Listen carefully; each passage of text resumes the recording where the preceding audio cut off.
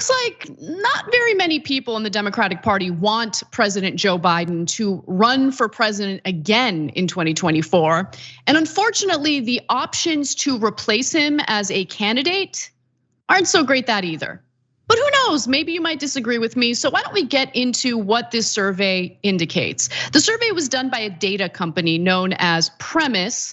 And so it does demonstrate for now I don't know, it feels like several times we've seen that Biden is not very popular within the Democratic Party. It shows that by a margin of 23 points, 61% of Democrats polled said they would prefer a new president. 38% say that they would welcome another 4 years of Biden. So only 38% out of the Democratic electorate, and this is supposed to be a nationally representative sample, would want Biden to run again and be president again. So who do people want to replace him with? Believe it or not, Kamala Harris is at the top of the list. I mean, she's got 21% of the respondents saying that they would prefer her to run in 2024, with possible candidacy getting the most votes. Then you have Hillary Clinton is polling at 19% according to the Premise poll. Gavin Newsom, the governor of California, is in this poll, and so is Buttigieg, but they're both tied for third at a measly 9%.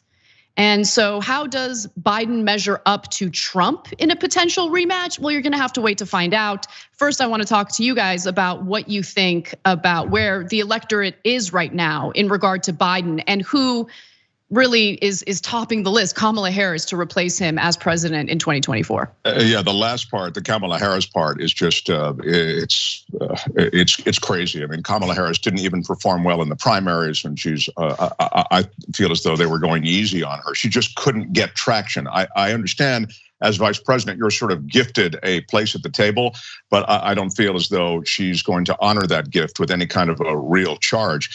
Biden is not a media-friendly president. He struggles to speak oftentimes, struggles with prompter. I mean, the last guy had Yosemite, so I mean, it's not exactly, he wasn't exactly a virtuoso with the prompter.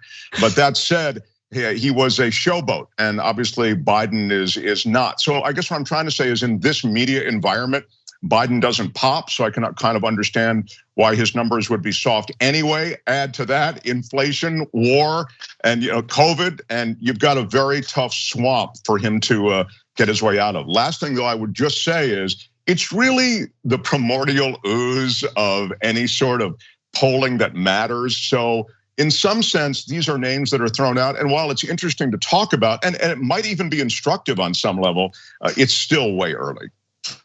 Yeah, that's a great point. I think that final thing that you said was really important because the midterm elections haven't even happened yet. I mean, we're still dealing with primary elections for the midterms, and even 1 month is a lifetime in a presidential election. So who's to say what is likely to happen by the time we get to 2024? Ravana, what do you think?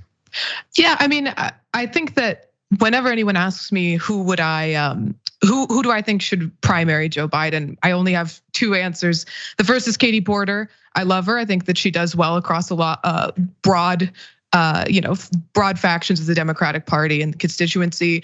And she's proven that she can be successful in purple districts. The second one, let me make the socialist case for billionaire Governor J.B. Pritzker of Illinois, because it seems really funny, but he's been a really good governor here since he's been in office. He's passed bail. He eliminated cash bail. We legalized marijuana, and he also expunged the records of everyone who had marijuana charges in Illinois, eliminated source of income discrimination. So now landlords can't discriminate against tenants who use housing choice vouchers, otherwise known as Section 8.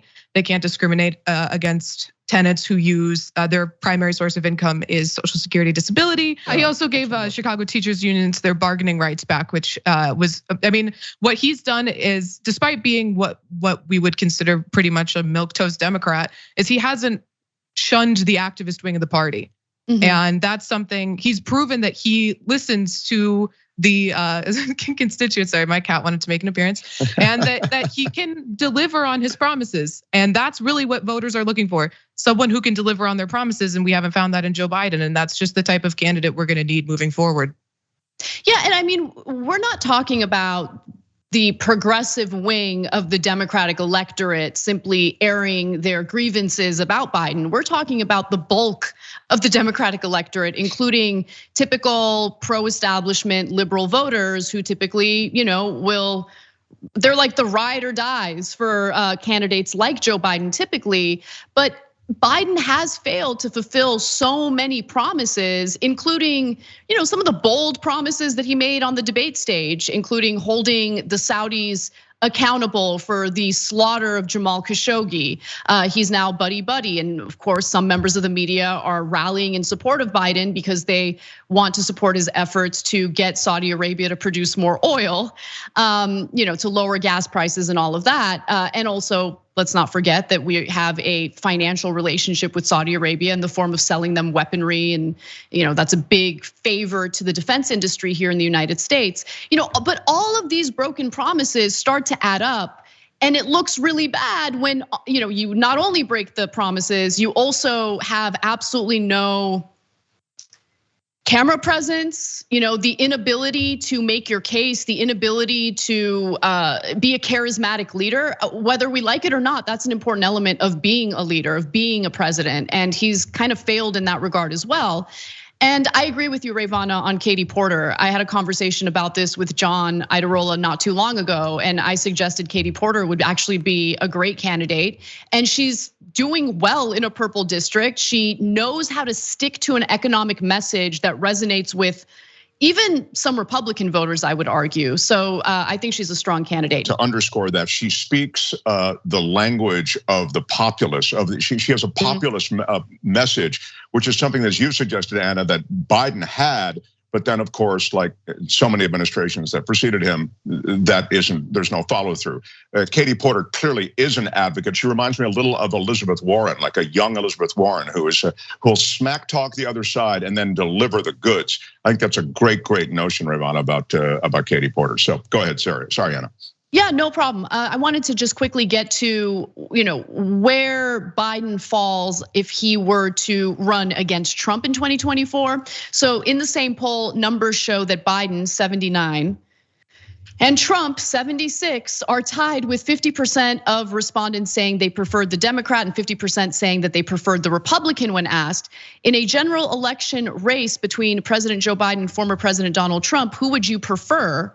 And so, it's interesting because I would argue that those numbers are still too close for comfort. There are other polls indicating that if the election were to take place between the two today, Trump would win. And remember, the one effective message during the 2020 campaign for Biden was, well, he's the only Democrat who can win against Trump.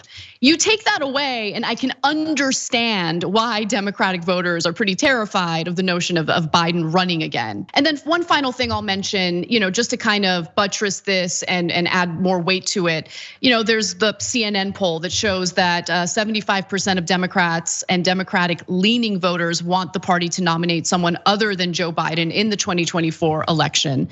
That's a giant percentage of Democratic voters. And so again, who's to say what the future holds for the presidential election, which Democratic candidates might, consider running, You're seeing more and more Democrats even openly saying, and I'm talking about members of Congress openly saying that they would like to see someone else run rather than Biden, which I think is fascinating.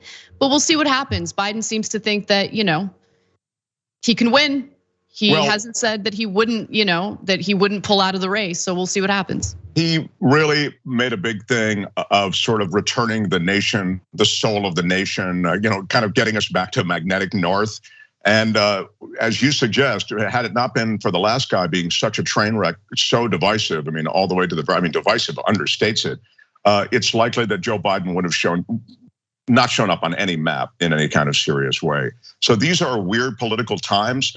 I will say one thing, Joe Biden can take a victory lap if this Manchin thing actually comes to pass, because there's enough there. Now, it's not enough for me, but there is enough there that addresses things that were on the campaign trail. I'm talking about the prescription drug negotiations now, even some of the Green New Deal, just a sliver as far as I'm concerned. Again, I'm kind of a tree hugger, but at least there is stuff there that Biden can take a victory lap with. So all of a sudden, he might go from the doghouse to the penthouse in terms of his ability to talk the politics of what's going on right now. So I would say, again, things change month to month, as you just said, and this may not end up being such a bad month for him. Thanks for watching The Young Turks. Really appreciate it. Another way to show support is through YouTube memberships. You'll get to interact with us more. There's live chat emojis, badges. You've got emojis of me, Anna, John, JR. So those are super fun. But you also get playback of our exclusive member-only shows and specials right after they air. So all of that, all you gotta do is click that join button right underneath the video. Thank you.